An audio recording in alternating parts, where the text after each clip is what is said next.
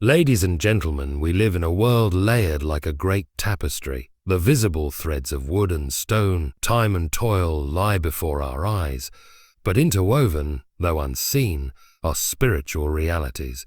We err when we believe the home is only a place of physical rest. It is also a fortress, or a gate, or a zone. And some things you bring into it either fortify the walls or leave them breached. Evil, though often imagined in fiction as roaring and dramatic, is rarely so. Its real power lies in its subtlety. It is ancient, cunning, and patient. And what better way to make itself welcome than to hide in plain sight? Let us speak plainly. Some objects act like magnets to malevolent spiritual influences, not in some hocus-pocus sense, but in the spiritual reality that what we entertain, what we honor, what we keep close, these things influence us. The demons need no open invitation, only neglect, ignorance, or indifference. The spiritual realm is real and interacts with the physical through what we allow into our homes. This is not poetic metaphor, nor the stuff of medieval superstition. It is a truth too often ignored in an age that worships the visible and discounts the invisible. Yet anyone who has walked into a room and felt a sudden weight on the chest, or sensed joy vanish without cause, knows deep down that the atmosphere of a place is not built merely from paint, furniture, and air. There are things that cling unseen but palpable. And what we allow into our homes through objects, images, sounds, and even attitudes can open the way to either the holy or the profane. In the ancient world, this truth was not debated. It was assumed. Every household item had spiritual significance. Statues were not mere decoration. They were representations of gods. Scrolls were not merely read. They invoked. And though modern man scoffs, believing we are far more advanced, we are no less susceptible. In fact, we may be more so because we no longer believe anything is happening at all. In that blindness, we welcome in what generations before us would have fled from in terror. A charm with a serpent symbol, a statue of an unfamiliar deity, a book filled with spells are just for fun. All are treated as trinkets by those who see only the surface. But the unseen realm does not play by the rules of skepticism. Whether or not we believe in its power, it believes in ours. To open the door, the spirit world interacts with us because we are not merely bodies with minds, but souls clothed in flesh. Our environments are extensions of us. What we admire, display, and give room to is a kind of spiritual declaration. When we place an object on a shelf or stream certain music through the speakers, or allow violent, profane, or perverse images to flash through the screen, we are shaping the climate of the soul space we inhabit. Just as certain substances pollute the lungs, certain influences poison the spirit. They dull our discernment, provoke anxiety, stoke lust, and invite bitterness. And more than that, they signal to the demonic realm that our gates are unguarded. The adversary of our souls does not need a full invitation. He needs only an opening, a tolerated lie, a half-believed whisper, an unclean item kept out of sentiment or curiosity. Once welcomed, he rarely leaves without damage. The spiritual realm is legalistic in this sense. Whatever ground is yielded must be reclaimed intentionally. And just as light displaces darkness, holiness repels the unholy. But the first step is to recognize that the home is not spiritually neutral. Every book, every image, every word spoken within its walls either fortifies it as a sanctuary or weakens it as a fortress. The soul that seeks peace must be watchful, not fearful, and must see the home not merely as shelter from storms, but as sacred ground that must be guarded accordingly. Items tied to the occult, such as tarot cards, Ouija boards, pendulums, and so-called healing crystals, are not harmless novelties or aesthetic curiosities. Though often marketed as tools for a self-discovery or energy alignment, their true nature runs far deeper and far darker than most people understand or are willing to admit. These objects are not neutral. They are designed for spiritual purposes, and when used, or even when kept, they function as spiritual invitations.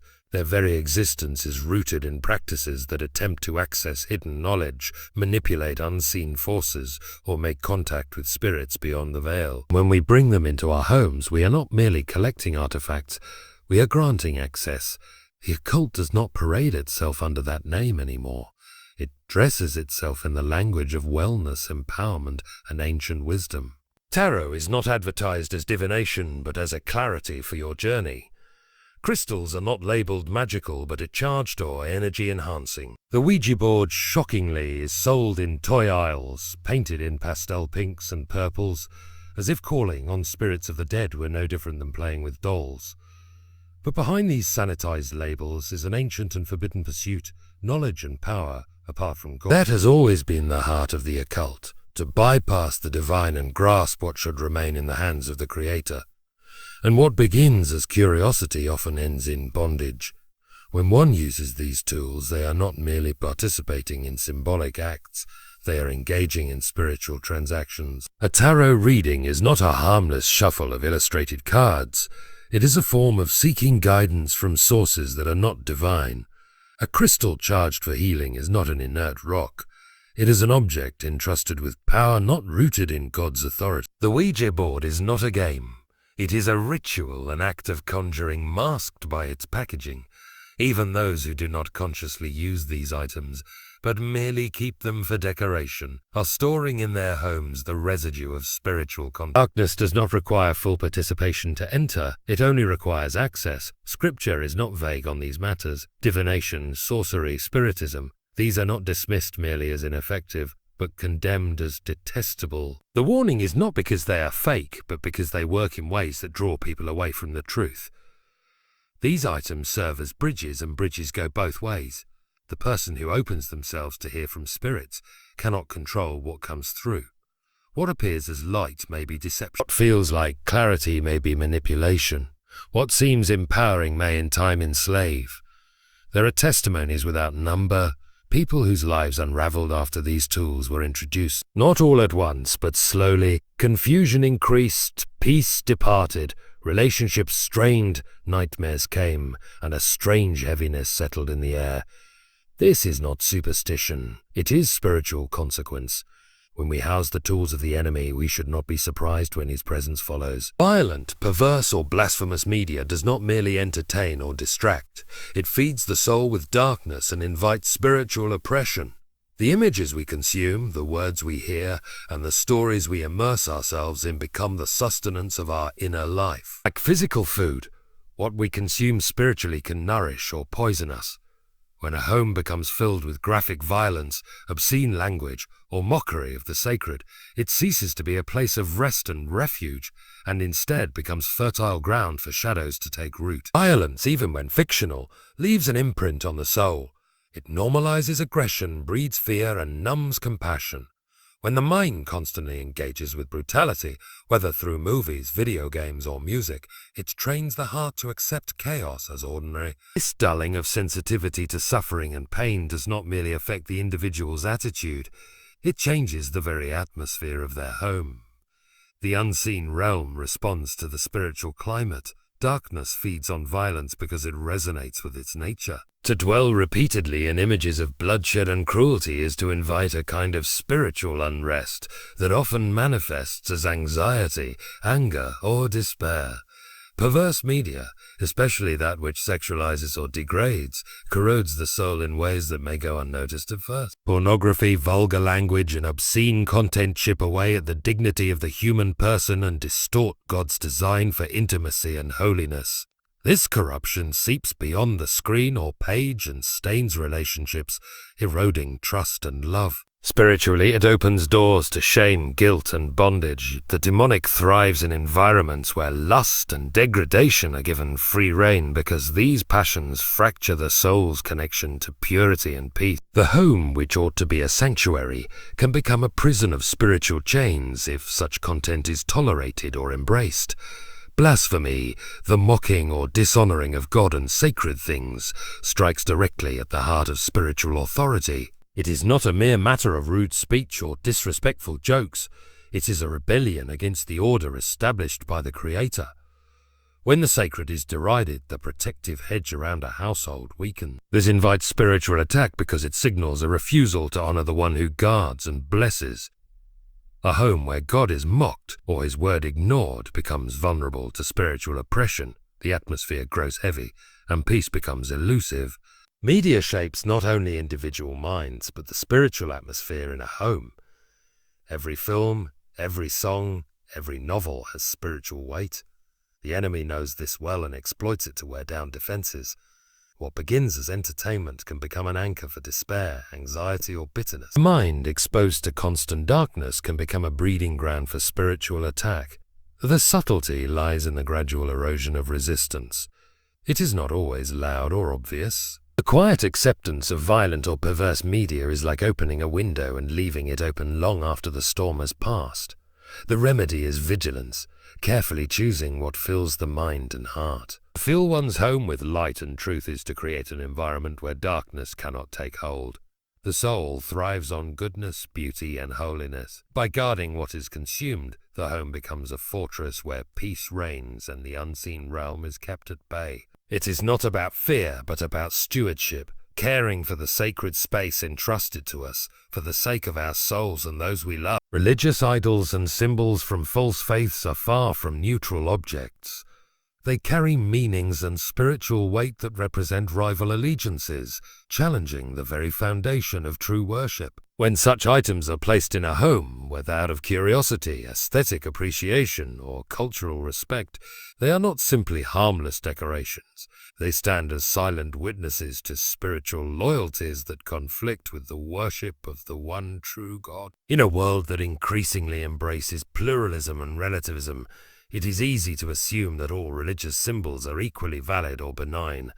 Yet this is a profound misunderstanding of spiritual realities. Each idol or symbol belongs to a specific spiritual power and embodies a worldview that demands allegiance.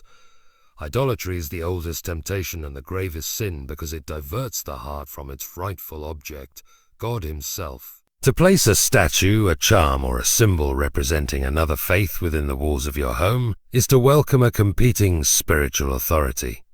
These objects are not inert. They are charged with meaning, history, and power. They symbolize belief systems that often contradict the truth and goodness of God. What might appear as a simple statue of a deity from a distant culture is in fact a representation of a spiritual force that calls for devotion and submission. This is not to dismiss cultural artifacts, but to recognize that their spiritual significance cannot be separated from their physical presence. When such items are kept, they create a kind of spiritual dissonance in the household. The heart cannot serve two masters, and spiritual influence follows visible signs. The presence of an idol or a religious symbol from a false faith acts as a beacon, drawing attention away from the true source of life and peace. This rivalry and allegiance creates confusion and weakens spiritual defense. The unseen realm is aware of these markers and responds accordingly, sometimes allowing unrest, oppression, or division where once there was peace. These symbols often embody beliefs and practices that contradict God's revealed truth.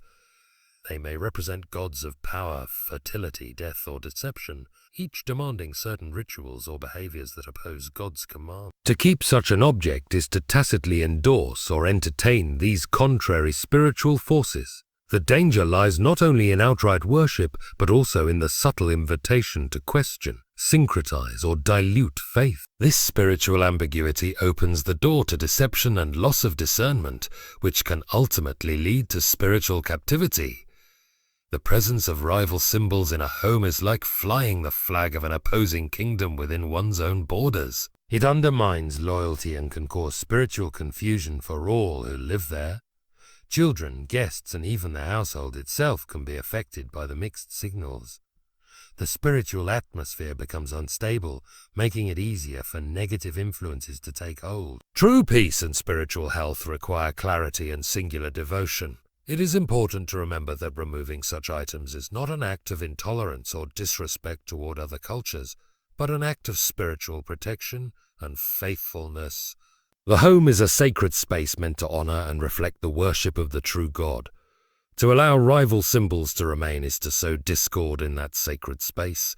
Spiritual allegiance must be clear and uncompromised if one is to walk in freedom, peace, and divine blessing. The objects we keep around us matter deeply because they declare whose kingdom we belong to, and that choice is not neutral. Objects associated with sin or trauma carry with them a spiritual weight that can subtly, yet powerfully influence the atmosphere of a home and hinder the healing process of those who live within it. These objects, though often overlooked or dismissed as mere reminders or keepsakes, are far more than inert matter. They are vessels that hold the memory and energy of past pain, regret, brokenness, or even rebellion.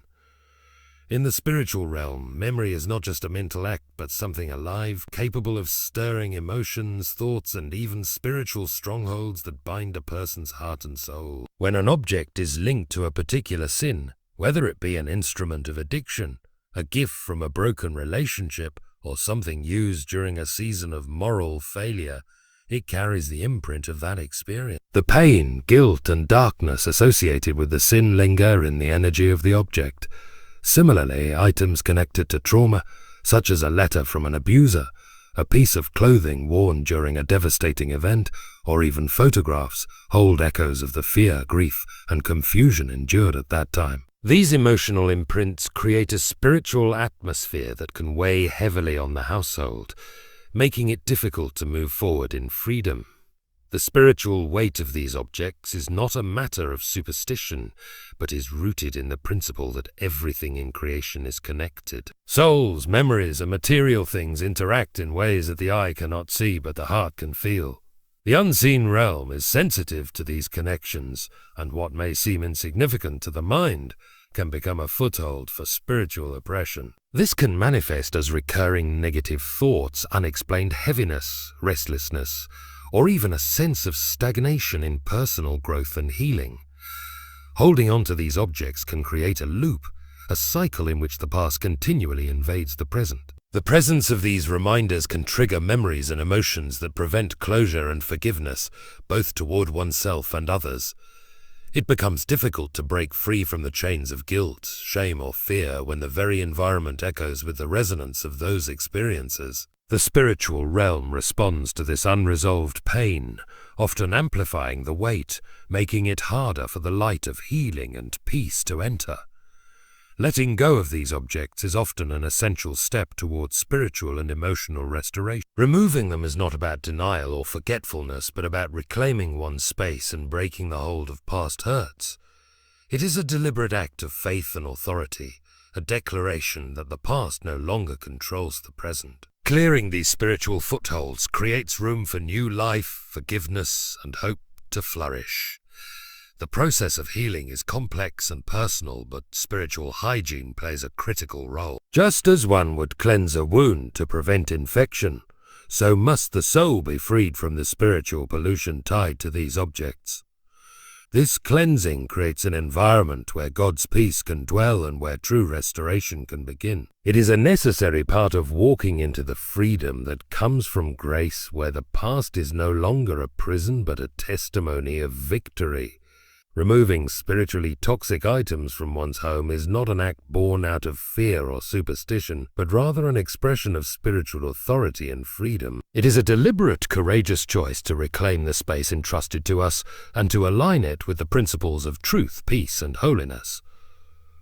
Many misunderstand this action as paranoia or religious rigidity, but in reality, it is an essential aspect of stewardship over one's spiritual environment. Just as we maintain our physical health by avoiding harmful substances and cultivating good habits, so too must we care for our spiritual health by removing influences that hinder our well-being and relationship with the divine. The spiritual realm operates on principles that may not always be visible but are no less real. When certain objects tied to darkness or sin are present in a home, they represent more than physical clutter. They symbolize open doors through which negative forces can enter or linger. To ignore these is to neglect the responsibility given to us to guard what God has entrusted to our care. But this guarding is not motivated by fear of evil as some external menace lurking to harm us, but by the confident recognition that we have authority over it. Through faith and the power granted by God, we can exercise dominion over spiritual influences and set boundaries where the enemy cannot cross. This authority comes from understanding our identity as children of God and heirs to His kingdom.